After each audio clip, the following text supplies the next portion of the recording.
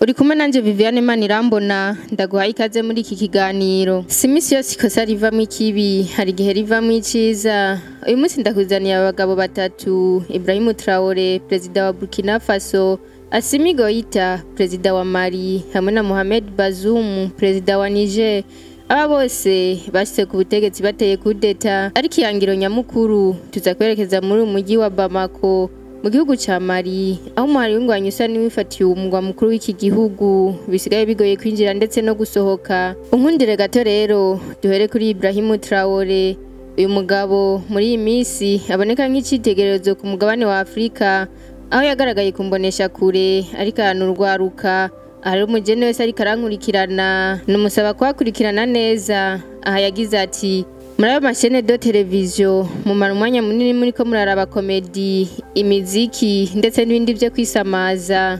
Muri ayo marezo sosiyo yanyu muzotakara niyo mwamara uwo mwanya wose muriko muraba ivyo. Harugwaruka gwerekana ibintu vy'ubuhinga ku mbuga ngurukana bumenyi zabo, ariko abantu ntibakurikirana cyane.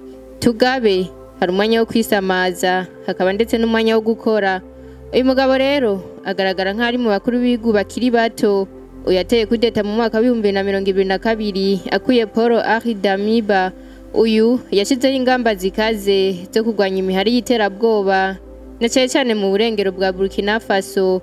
Uyu mugabo akorana n'abafatanyabikorwa mpuzamakungu mu guhangana n'ibibazo by'umutekano eka ndetse n'iterambere. Uyu yavuze ko na Papa Leo wa 14 arongoye Eklezia Katolika, aho yaboneka ariko arashima ibikorwa vyiwe. Uyu rero yotuberera akarorero twese nk'ibihugu bikiri mu nzira y'amajambere. Ariko nkundira dusimbize gato ku kibazo kiri mu gihugu ca Mali.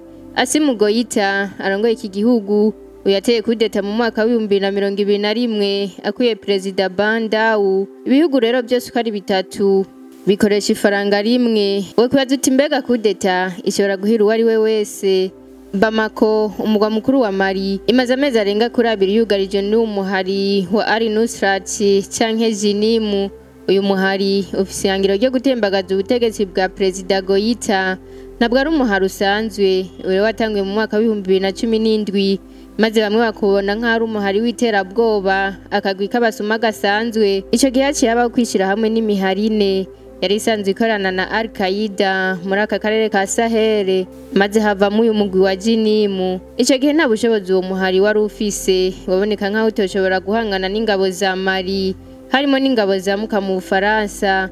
Mu nyuma mu 2020 niho waronse abagwanyi bashasha, maze uhindura uburyo bwo kugwana, uronka n'ibikoresho bikwiye. Uyu mugabo yirukanye izi ngabo z'Ubufaransa muri iki gihugu.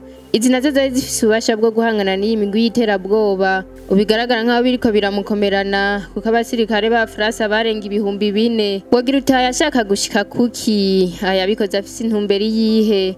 Uyu mugabo yashatse kwifatanya n'abasirikare b'Abarusiya, ariko ibisa naho bitamuhiriye. Ugerageje kuraba ubu uyu mugwi wa Jinimu wifatiye iki gisagara ca Bamako itariki z'ukwezi kw'icenda. Uyu muhari wateye ibitero ku basirikare ba leta, uturana n'amakamyo yarabaherekeje agera ku 50, maze nyuma yaho bafata n'amasanamu bayasangiza abanyagihugu, maze umwe wese yumva ko uyu muhari ushoboye kandi uteye ubwoba. Abakurikirana ibijanye n'iki kibazo bemeza ko mu kwezi kwa 9 gusa amakamyo yaturiwe n'uyu mugwi yoba arenga 100 kure niyo. Kubona esatse canke mazutu muri uyu muji biba ikibazo. Haboneka imirongo miremire y'imiduga itondeye igitoro, maze bamwe bagahitamo kuziraza ngaho. Ibura rya esatse rimaze kwigwiza incuro 5 zose.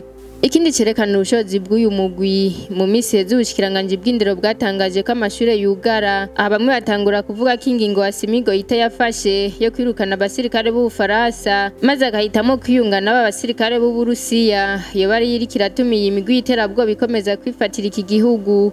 Iyi Jinimu igizwe n'abo bita Abafurani hamwe n'Abatuarege bamuka mu gice ca ruguru ca Mali.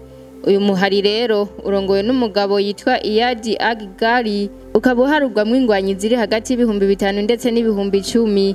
Aba bagendera ku mamoto bifunze ibitambara, bigaragara nk'aho igisirikare ca Mali kidashoboye kubagwanya nubwo birukanye abasirikare b'abafaransa abo bari bashoboye guhangana n'uyu mugwi kuko bo bakoresha za drone mu kuraba iyo abagwanyi baherereye mu bugaragwa iyo bariko barategurira indwano ariko nabo naho vyaruko nticabuza ko batera bimwe mu bisagara vy'iki gihugu guca Uburusiya ari naco Assimi Goïta yashimye kwifatanya naco iki naco kirangwa mu ntambara kumbonesha kure ya RFI berekana ko Uburusiya bufise abasirikare bagera ku 1400 mu bihugu vya Afrika wo kwibaza iti hamwe uyu muhari wotsinda byaba bigira ingaruka mbi kuri Burkina Faso ndetse kuri Niger kuko aribo bafatikanyije n'uyu mugabo Assimi Goïta mu kwirukaniza ingabo z'Ubufaransa bari kumwe nanje Viviane Manirambona tubandanye kubarondera amakuru yagezweho ku isi yo gufasha mu kurabira akarero kuri aba canke bariya.